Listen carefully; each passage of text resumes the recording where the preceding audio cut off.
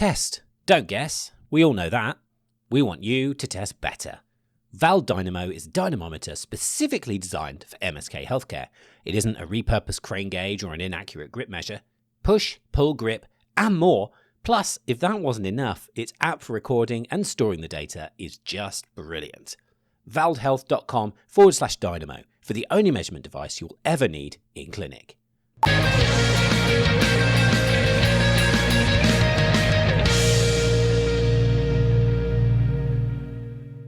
Fiona Symington, welcome to Chewing It Over. So rumour has it you've cured your own chronic pain. So how did that come about?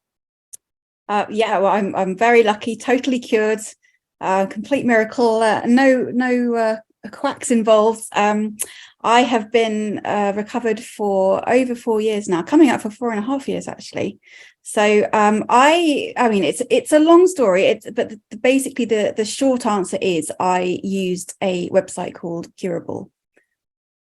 Brilliant. And what I'm interested about, so we came across your story recently, which was a fascinating one, and one that is, I think the thing that really struck a chord with me is that it's very familiar to many of the patients that we've worked with and know about as part of a wider community of people with chronic illnesses that have been able to then comprehend the latest in modern medicine and neuroscience and help to apply that to their own lives, and then kindly sharing that story back into the community, because it's quite an exposing thing to do. So firstly, thank you for doing that, but then secondly, if you can just talk us through your backstory and how it's come to this point whereby you're talking of a 4-year recovery, which is it's very important to be talking about it, because I think in chronic pain there is such a strong belief, and actually within the medical profession and patients, and that chronic pain is not something that you can cure. And I certainly believe that. I was in pain actually from the age of 11 years old, and I had a lot of optimism at the beginning. I thought I had a minor injury, went to my GP. I'd fallen off a horse about 6 months earlier, and I'd had sort of pain off and on, but I just thought, well, there's some kind of problem, like I've got a sprain, I've got some kind of problem from the accident. And my expectation as an 11-year-old was you go to the doctor, you maybe get some pills, maybe get some physiotherapy, and you go home, and within a week or so you're fine. And actually, quite quickly, I realized that the doctors were pretty stumped, and I had lots of tests and X-rays and MRIs and all sorts of different scans and all sorts of different doctors having a look at my joints, and they were saying, well, actually, no, there isn't anything wrong. That was the sort of the main message that I was getting. So really, very quickly, I came across this message of, well, actually, be prepared for this to stick around, because we don't know what's causing the pain. And that's what we find, that if there's pain there and there's not a clear cause, it tends to be it's something more complicated going on. So for me, that's why I wanted to share things. And I think that having had, it was ultimately 25 years of pain and some other symptoms, and really for all of that time, I went to so many different doctors, tried so many different things, and it didn't help it. And so I think that I had lost hope, and I really only tried Curable because I got to a point where I was desperate. And I think now that I have found that, no, actually it is possible to sometimes completely eliminate pain, sometimes just improve pain. It is really important to say, actually, we have got pain science that can make a difference and can change things for a lot more people than know about that at the moment. And your chronic pain story, as is the case with so many, also has factors of fatigue, diagnoses of ME, etc. So could you tell me about the intersection between that? And do you make a distinction now, looking back over those things, or is it part of the same thing? So it's complicated just because it's such a long story. So I had the pain from 11, and that was from falling off the horse. And then it started in probably my left knee, and then I think my left hip started hurting, and then my lower back. And then really over the 25 years, I had pain in my rib cage and my neck and my shoulders and my wrists and my elbows, my ankles. So just all sort of lots of different parts of my body. And then I always had sort of tiredness from the pain. But it was really at 23, I went off to university and was trying to build myself a life. And I got a virus at the beginning of university, and basically from there couldn't really quite recover, and then the fatigue got really bad, and I added in this post-exertional malaise, which I think is such a core symptom of the ME diagnosis. I was actually diagnosed with fibromyalgia as well by a rheumatologist, which I never thought really fit that well, but it was her opinion that it was also, fibromyalgia was a problem. I developed heart rate issues, so I was diagnosed by a cardiologist with POTS as well. And so now all of the same, it was pain science that cured everything. And I would say that now that all the symptoms were essentially the same thing, which was my nervous system, my brain reacting to it was frightened. It was essentially, there was sort of stress that triggered these symptoms, and it was reacting to its environment. But I obviously didn't know that that's what was happening. So now I would understand it as all being, it was all these symptoms were sort of linked to the same thing. But at the time, I would say that they were very distinct, different parts of my illness story, and they felt like, the ME felt like a very new illness to be dealing with at the time. Now, one of the things that I wanted to just try and understand as well from you is what routes had you gone down as part of this journey of despair, for want of a better term, of feeling helpless? Like, what had been tried, and what was the predominant narrative that was existent before you then found cure? So I tried everything. I mean, I tried. So I had long stays in hospital in sort of pain management programs and intensive physio and intensive occupational therapy, hydrotherapy, just trying to get me moving, just tried to sort of convince me, I guess, that there was nothing wrong and that my body works. And I tried, I was dragged around all sorts of different alternative practitioners. So everything from sort of chiropractors, homeopaths, acupuncture I tried. None of that, that was, as a young teenager, that was all quite traumatic, and I didn't understand a lot of what was being done. What was being described as being the reason for it, I guess? What was being suggested to be what's wrong with you? Yeah, so I think at one point I had the diagnosis of, well, at the time it was RSD, reflex sympathetic dystrophy, and then I think it's now CRPS. I got given the label just chronic pain syndrome, and I was told I think they were trying to communicate the fact that it was functional, but the way it was explained to me was that I was sort of making too much of minor symptoms, or I was anxious, or I was trying to get out of going to school. And in fact, a lot of those early years, it was, don't talk about the pain, because if you talk about it, you'll think it's real. And so, I know the official advice in the hospitals with the staff was if I started talking about my pain, they were supposed to try and get me onto another conversation and not sort of indulge in that, which was, it's very badly handled, really. Right. But I had sort of, in my 20s, I had a facet joint denervation done, which was I was very painful. I had that done twice. I had something called prolotherapy, which I'm not sure how much people get offered that now. It's something. Yeah, it's a bit old hat now, but yeah, sugar injections. So injected into your ligaments supposedly to stiffen them. I had epidurals. I had a nerve block done, which was again very traumatic, very hard to understand what was going on. So I tried a lot of different things. I used to go and see an osteopath a lot. Some people would just say, it was just, the treatment should just boil down to don't think about it, don't talk about it, keep busy, keep going. And I was in such a severe amount of pain that was very, very difficult to do. But yeah, nobody, I think at sort of 17, somebody said to me, well, you're very hypermobile, so that's the cause of everything. And we found it finally at last, we found the answer as to why your body's been doing this. And that made sense to me. That was the first time that I think, well, this is something that explains that my body is different, and I am in pain, and there is a reason for me to think I'm in pain. And so it did sort of help. It was legitimizing what I had felt for a long time.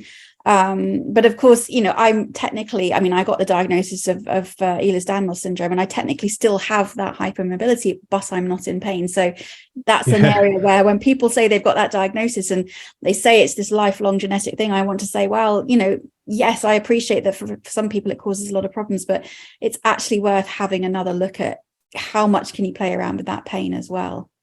Well, that's one of the things that's interesting and complex about causation really is that when people want to attribute a label to symptoms, then the presence of that condition being then absent of symptoms means that there's something more going on clearly. And that's where trying to see that picture in its broadest, in its most holistic form is important. So we can probably then move to the fascinating moments of which you then start to join the dots. I forget the analogy you use, but the one that sort of springs to mind is where it's almost like the jigsaw pieces started to come together, and you started to see your situation in its fullest, and the linkages between mind and body from that. So can you just tell me about how that came about, how you came across it, and then how quickly those pennies started to drop and you started to feel empowered to do something different? I love talking about this because I still can't believe it, really. And I think I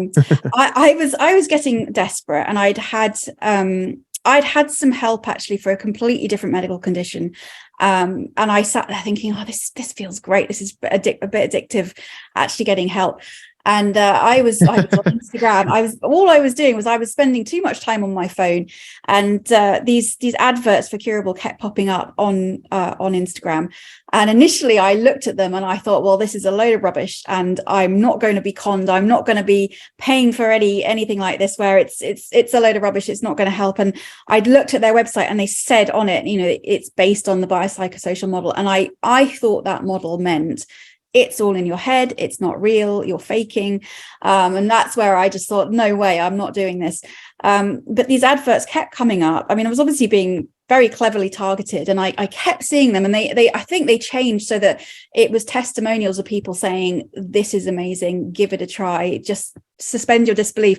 And I think because I was so desperate, I just thought, right, I'm going to do this, I'm going to buy it. I am going to give it my all. I'm going to show myself that I tried my best, and I'm going to prove once and for all that this is not the reason why I'm in pain. I'm really in pain. I still was very stuck on this idea that maybe I was being told it wasn't real. So I was very stubborn, and I thought, I'm going to give it everything. And it was all really to prove that it was a stupid program that didn't work.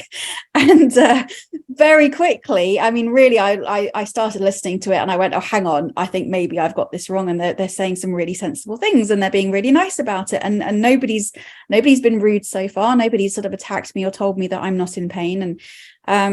And yeah, I basically, I mean, a week later, I had this dog, and we had, I always had help with walking her. I couldn't walk very far, and my parents had gone away, so they would normally help. And on this occasion, her dog walker came to the door to pick her up, and he stood there opposite me.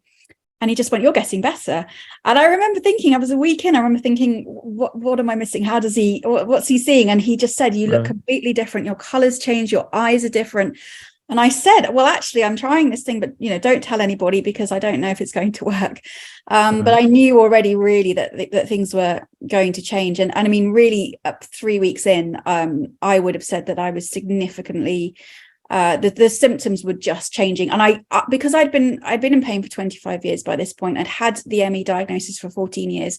I wasn't prepared to say 3 weeks in, I'm better. So I really struggled with that. So I gave myself a little bit longer, and at about the 6 week mark, I sort of set myself a series of tests. I went out for a really short walk behind my parents' house. And I told myself, if I can do this and I don't crash afterwards, and I'm managing it, then I'm better.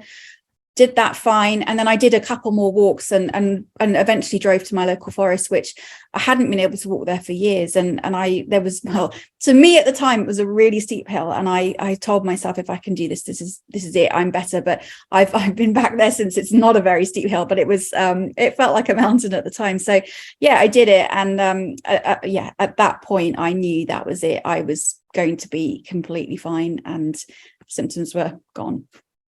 Amazing. No, it's such a lovely story, and one that has been covered in a documentary on the Living Proof series. They made a short film, and they very much focused on the ME because, I've got such a long history of symptoms. It was very difficult to cover everything. And I think a lot of this science does focus on pain, and it does try to talk to people about pain. But I think there are so many of us out there now who are finding that it's working for other symptoms. And so I think they really wanted to communicate that. And they're the ones, they took me back to this forest. And that was the first time I had this bit of a shock, because I sort of thought, well, actually, since then I have done mountains and I've walked all over the place. And now it's such a small hill. But at the time, I mean, that was completely impossible. So yeah, it's such a part, and it's a lovely. We will share links to that, which is a fantastic and really well made piece. Only 9 minutes or so long, and it really tells a story well. But the almost the metaphor of the Everest that you had created from this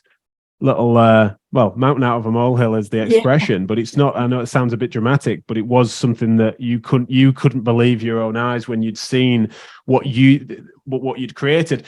I can't help but linger on that metaphor a little bit, in that do you feel to some extent what had come before you and the ways in which things felt so insurmountable? Now, the wider metaphor for your life of things just not feeling like they were in your control, that everything was more of a challenge than you could tackle. Is that something? I know I'm sort of dramatizing this, but is that something that both physically you had that experience, but then also the psychosocial factors affecting your life were mountainous as well? Absolutely. And I think, I mean, it's one of the clever things that I think this science in general tries to look at, how much do you feel in control, and how much do you feel that sort of, control is actually is in the hands of something beyond you. And I think I felt very powerless, and I used to have carers in, and I used to struggle because carers quite often, I mean, there are some brilliant carers out there, but a lot of the time it's quite frustrating getting your needs met and getting basic tasks done. And so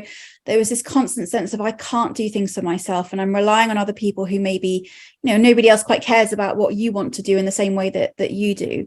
And I think that it was constantly like looking at everything and thinking, well, how can I live a good life and a happy life when I'm managing symptoms? And so, yes, I always felt very defeated and very, very powerless. And it changed so quickly when I really got to understand the science.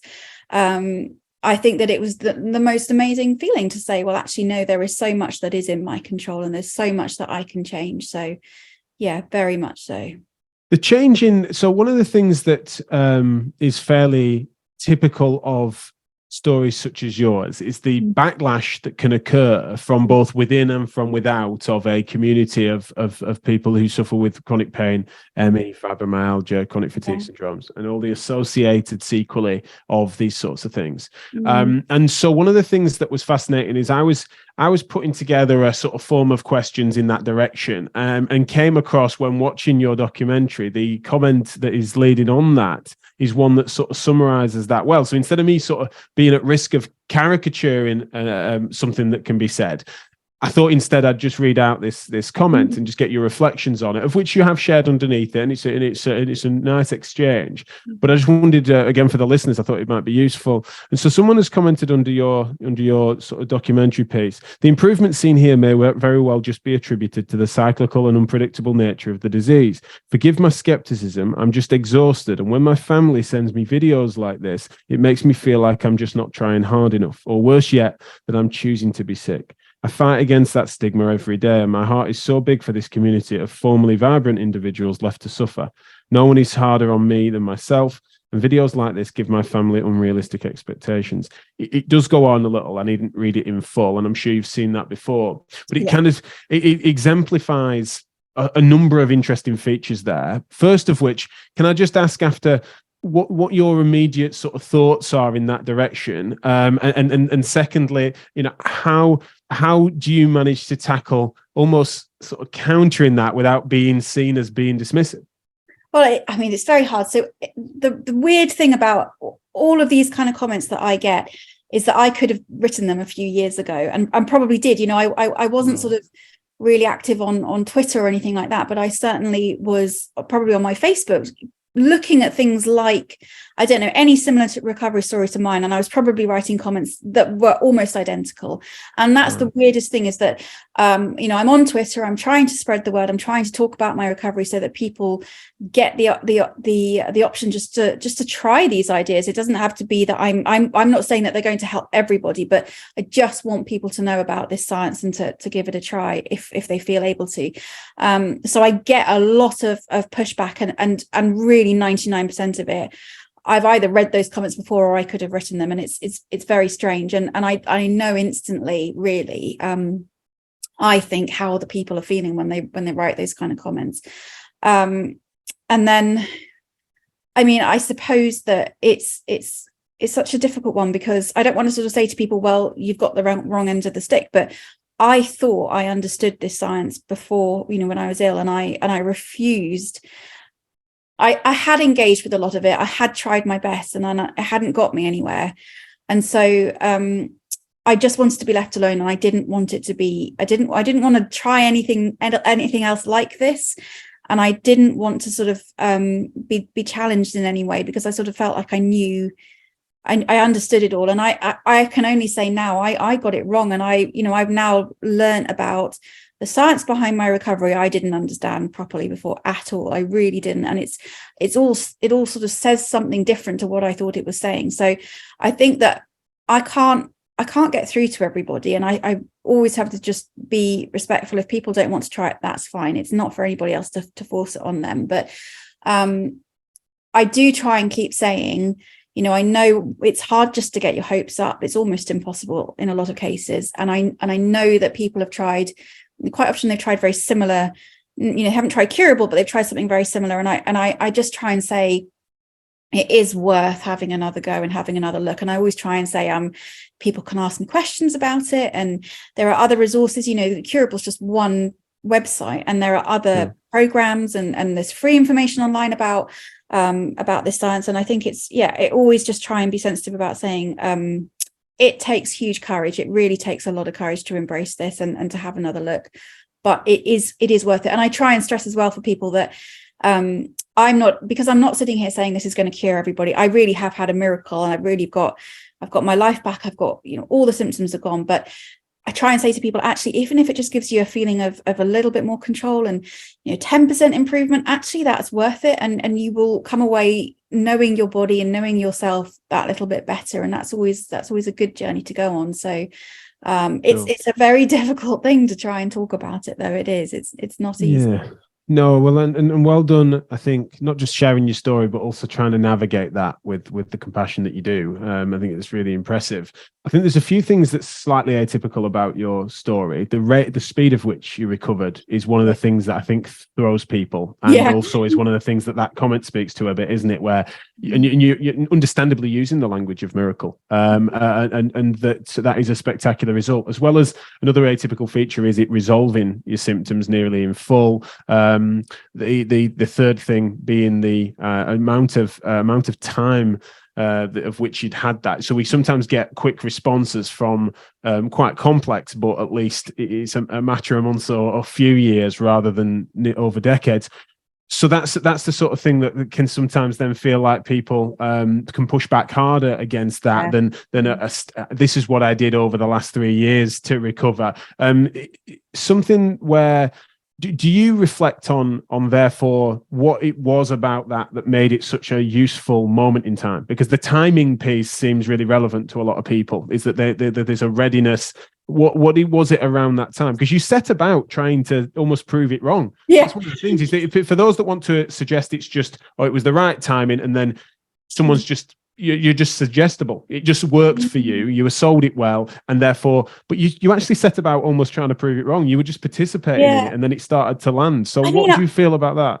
I think, it's a really interesting one, because again, I've spoken to lots of people over the last 4 years, and I have always tried to say, well, my recovery was very quick, and maybe give it a few months and see what happens. And but I'm in this weird position where because I very early on I spoke about my recovery, and I did it for Curable. I did it for their podcast, and a lot of people listened to that. So I've had a lot of messages over the last 4 years, And it's a really interesting one, because actually I'm not that unusual, and the number of people out there that, I mean, we aren't being captured by any research at the moment. We're not, there's no official record of this happening, and yet Curable is churning out these very quick recoveries. And so that's where I sort of feel a bit like, I would always say to people, well, it's not necessarily going to happen that quickly. And I am in touch with people actually who've been working on these techniques for months, and maybe at 8 months or a year in, they start to notice changes, which is really, I mean, I was always so inspired by that, because they stick with it even when it's not necessarily paying off quickly. But that's where I sort of think, yes, the timing for me, yes, feeling desperate, absolutely. I think it's I do think, like, for some people, they seem to resist doing any of this work, and then they get to this point of, I mean, you're always desperate when you're in pain, but it's a sort of particular moment of, I really need this to work, and really need to give it my all. Those people do very well. So I do think it's a really useful ingredient. But to give you an example, I mean, I spoke on Facebook when I recovered. I just immediately, I thought, I've got to talk about this. And it was very overwhelming. I really didn't want to. I really sort of dreaded the reaction, but I thought, no, I've got to. And I had a friend that I'd known for about 4 years, and she was one of the people that, she read this post, she went, right, this actually resonates. And she went away, and a month later, she recovered from, she pretty much had very similar symptoms. She had chronic migraine, she had diagnosis of ME, she had some seizures as well. So really serious symptoms. She was really seriously unwell, and had been for a long time. And yeah, a month later, she was also recovering, and she sold her wheelchair and bought a mountain bike.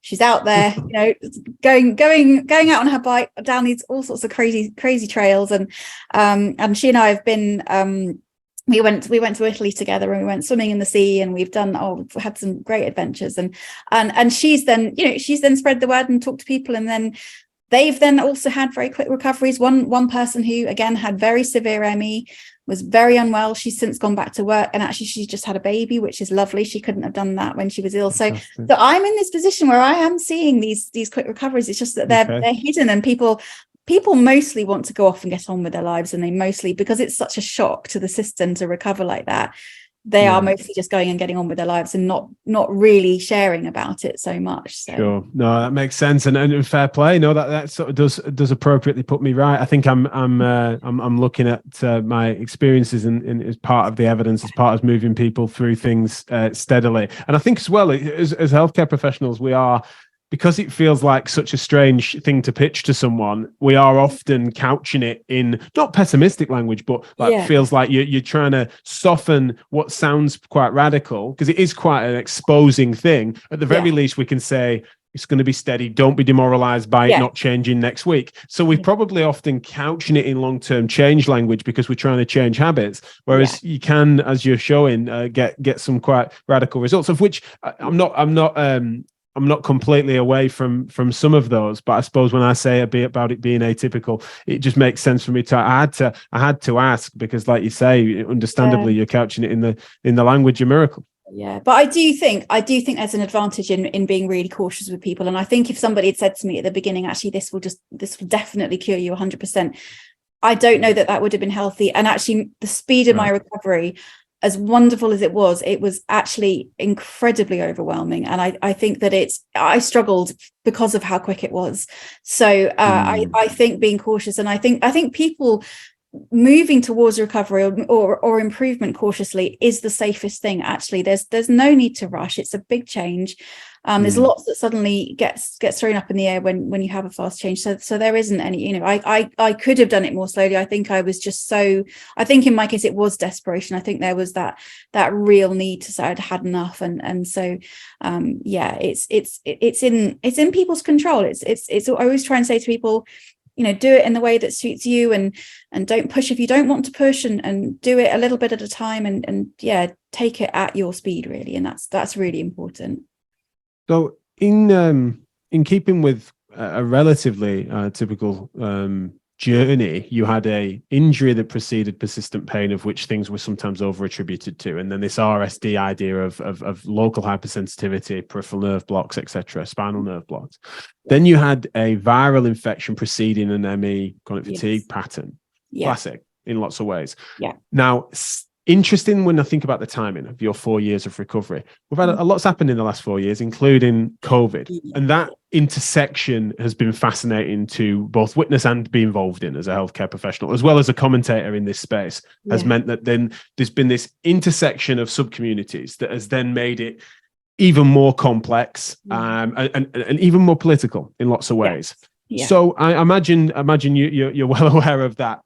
The interesting spot there is where when people are really linking that's where the massive resurgence, it was always there in the background, but there's a massive resurgence in hyper biomedical thinking of there being, whilst there is a cure, it's not a holistic cure. It's actually a narrow biomedical cure, and that I've got a insert clotting disorder, or I need the right flavor of antivirals, or insert favored method of a very biomedical. So that is a very popular counter narrative, and one that has a community that feels that there's things being kept from them, and that actually part of the problem is biopsychosocialism. I've never seen until recent years as a stronger pushback as that then gets laced into specific clinical trials and all sorts. So I've said a lot there. I imagine you're aware of a lot of that. I just wondered if I could just invite your thoughts and comments as how both you navigate it as well as your thoughts on it. Yeah, it's really sad. I remember right at the beginning of COVID, and I remember it being in the news about, there's this, there's going to be a post-viral something, and there's going to be complications, and there's going to be some people who never recover. And I remember thinking, the worst thing you can do with any big frightening event like this is say things like that, because there are some people who are going to be prone to developing symptoms. And I think that everything I was expecting has played out, where you've got this new community of long COVID sufferers who are genuinely suffering. Some of them are going through hell, really similar symptoms to ME. Some of them are in terrible pain. Some of them have lost. It just absolutely ruins your life when you get these kind of conditions, because people lose jobs and they lose relationships and maybe the ability to start a family, social life. It's a very, very distressing thing to go through, and there isn't support. It's not like there's any kind of guidebook as to how to rearrange your life when you seem to sort of lose everything, and it's very, very difficult. But I feel so strongly, and I've seen so much come up on Twitter of people getting very fixated on these little, like the micro clots, and very much sort of determined that there's an answer in medicine that's going to it's going to be one thing, and it's very frustrating, because I'd like us to be in a different place where we're able to understand as a society that that's not really how chronic illness works, and there are different factors and there are different things you can do that can make your symptoms go altogether. I mean, it's one of those things where if I mention long COVID in a tweet, it's one of the things that I'm guaranteed to get people pushing back really hard, and I can see the fear that's there, and I can see it just comes from a place of suffering, and it's a horrible thing to witness, because I want to sort of say, well, no, actually it's worth being really open-minded, especially if you're in the first year or two of your symptoms, and just be as open-minded as you can and look at all the different treatment options. But it just worry me as to how we're going to shift things in society so it's not threatening, actually, to sort of say that symptoms can come about for all sorts of reasons, and you can get rid of them actually without medication, without these big trials being needed. Do you self-censor in that space? Do you feel that you know what's going to come if you use certain words, especially certain hashtags? I probably do. I think that I think in the long run I won't so much, but for me, I'm waiting. I'm doing a master's degree that I absolutely love, and I've got a limited amount of time at the moment. Sure. Once, and I've been working up until very recently, and there is only so much time. And once I've finished my course, the plan is to start writing more articles, start to create some content for YouTube, start really pushing the science behind my recovery. And once there's that time there, I can then say, these are the reasons why I had this illness. This is the science behind it. This is why it's actually not threatening. And I think that Twitter is such a, there's a limit to how much you can write. And I think I'm very conscious that the risk right now is that I will write one tweet, people will misunderstand it, they don't want to look beyond it, they will get very upset and offended, and I'm not really then achieving anything. So I've been waiting for sort of my diary to clear a bit and actually to be able to dedicate all of my time to working in this area, really. And yeah. Gotcha. Yeah, well, I can certainly say that people can latch onto one tweet, and I've certainly had that happen plenty. So I think that's a wise move, and the long form opportunity and the ability to signpost all the resources, hopefully including this conversation, which has been a fascinating one. I'm excited for what you go on to produce and continue to tell your story in a multimedia fashion. You speak obviously brilliantly at it, but I don't want to play down the sort of bravery of you coming forward with your story. It's very you're increasingly comfortable being vulnerable to tell your story, but also I know the pushback we receive. I know the complexity that brings and the accusations that brings, and therefore, thank you for doing what you're doing. Anything we can do to promote anything you come to make in the future is going to be great, because the more clinicians that can understand that, and the more that it can empower clinicians to then not feel like they are exposing people quite suddenly to something that feels quite radical, that doesn't have a good testimonial base or support structure, and therefore you and others developing that material, and Curable and other companies creating those networks is fantastic and really valuable for clinicians like me that want to perpetuate that message, but not to do so in a clumsy fashion. We rewind 10 years, it felt sparse, the material we could signpost to, and you were always crossing your fingers that wasn't going to be misconstrued. And whilst that's still a risk, the more quality that comes through, the more lived experience, testimonial based work, it stops it being then therapists talking down to patients or coming across as such. And so that peer-to-peer work that is being done and that you're a leader in is just such a massive help. And so again, thank you for that. Oh, thank you. And thank you for having me on the show. No problem. How do people find out more about you and follow you on your socials and stuff? At the moment, I've got my Twitter and my handle is at Fiona Story. There will hopefully be a website coming at some point and a YouTube channel. But for now, Twitter is where you can find me. Super. I'm excited about that. And again, do give us a shout. And for those that follow us on social media, of course, at Physio Matters Podcast, we are going to be sharing that as soon as it exists. We'll promote Fiona's work and whatever comes next from her. Thank you for tuning in and I really appreciate it. Make sure you direct any questions to us on socials. Looking forward to hearing from you. And anyone else that has stories that are similar, we absolutely love showcasing that. It reminds me of our Patient Matters series that we did as a spin-off a few years ago. And it's preparing for this conversation has made me revisit some of the most interesting podcasts that really moved me. And so please do have a look back into the archives from a few years ago to look into just the familiarities of that and the way in which we hopefully are moving forward towards a more evidence-informed way of practicing for pain medicine and chronic fatigue. So again, thank you for listening, and thanks, Fiona, for your time.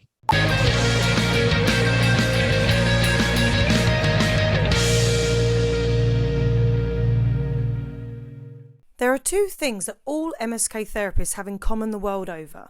They love free trials and exercise prescription.